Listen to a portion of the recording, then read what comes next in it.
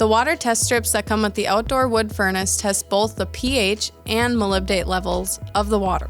To obtain a system water sample, open the valve on the sight gauge and bend it to drain about a quart of water from the tube before collecting the sample.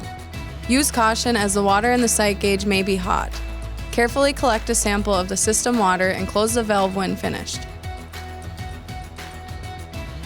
Dip a test strip in the water sample for 1 second and shake off excess liquid.